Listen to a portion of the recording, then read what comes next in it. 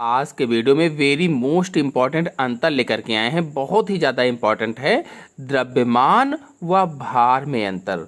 कई बार पूछा जाता है परीक्षाओं में, यानी मास एंड वेट में डिफरेंसेस। बहुत ही आसान भाषा में आपको समझाएंगे। तो चलिए शुरू करते हैं। द्रव्यमान और भार में अंतर हेडिंग डाला है, यानी differences between mass and weight. इधर डाल लिया है द्रव्यमान यानी मास, इधर डाला है भार यानी वेट, और इस तरह से कॉलम बना लेना है आपको भी। जब भी अंतर लिखेंगे तो इस तरह से कॉलम जरूर बना लेंगे, इधर क्रमांक का भी कॉलम बनाएंगे। तो पहला पॉइंट है, किसी वस्तु में उपस्थित पदार्थ की मात्रा को द्रव्यमान कहा जाता है। कोई भी वस्तु है उसमें उस पदार्थ की जितनी मात्रा होती है उसे ही क्या कहा जाता है?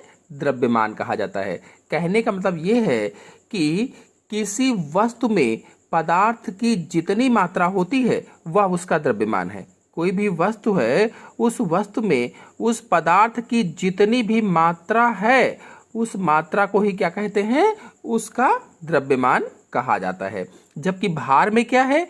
किसी वस्तु पर लगने वाले गुरुत्व बल को वस्तु का भार कहते हैं।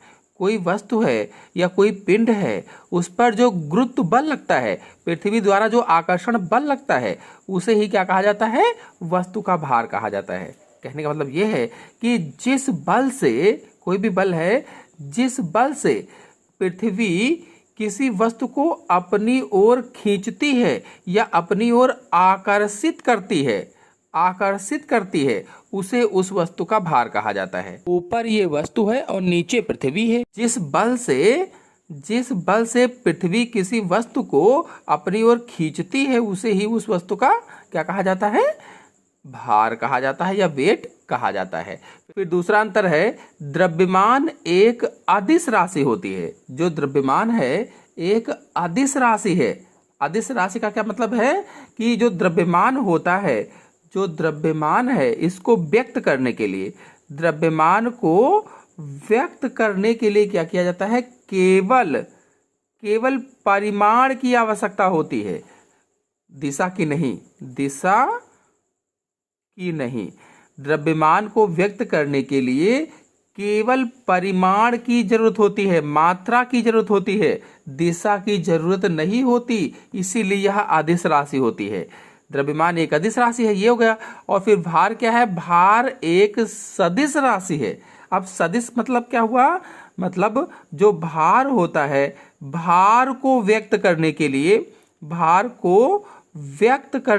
या भार को दर्शाने के लिए परिमाण व दिशा दोनों की जरूरत पड़ती है, दोनों की आवश्यकता होती है, यह दोनों की जरूरत होती है, इसीलिए ये सदिश राशि होती है। कहने का मतलब ये है कि दूसरे अंतर में द्रव्यमान एक अदिश राशि है क्योंकि इसे व्यक्त करने के लिए केवल परिमाण की आवश्यकता होती है, दिशा की नहीं।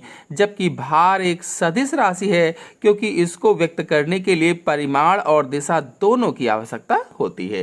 फिर तीसरा अंतर है, किसी वस्तु का द्रव्यमान प्रत्येक स्थान पर नियत रहता है। कोई वस्तु है, उस वस्तु का द्रव्यमान हर जगह, चाहे जहां जाइए, प्रत्येक स्थान पर नियत रहता है या समान रहता है। कह लीजिए नियत या समान, या कह सकते हैं हम कि कोई वस्तु है, वो वस्तु को चाहे कहीं भी हम लेकर जाएं, किसी भी वस्तु को चाहे कहीं भी लेकर हम जाएं, उसका द्रव्यमान क्या होगा? सदैव समान होगा। द्रव्यमान सदैव समान होगा, वस्तु चाहे जहां जाए।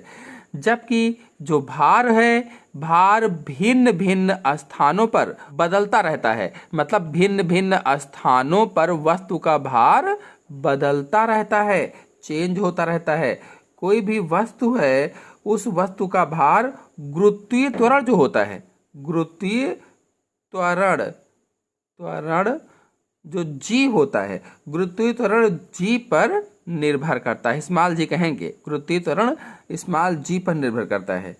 किसी वस्तु का जो भार होता है वो गुरुत्वीय त्वरण स्मॉल जी पर निर्भर करता है। अब जी पर निर्भर कर रहा है, इसीलिए क्या होता है कि प्रत्येक स्थान पर वो स्थिर नहीं रहता है, चेंज होता रहता है, बदलता रहता है। फिर अगला अंतर है, SI पद्धति में द्रव्यमान का मात्रक किलोग्राम या केजी होता है। जो एसआई पद्धति है, इस पद्धति में द्रव्यमान का मात्रक किलोग्राम होता है, जबकि एसआई पद्धति में भार का मात्रक न्यूटन होता है, एन होता है। एसआई पद्धति में भार का मात्रक न्यूटन और द्रव्यमान का मात्रक किलोग्राम होता है।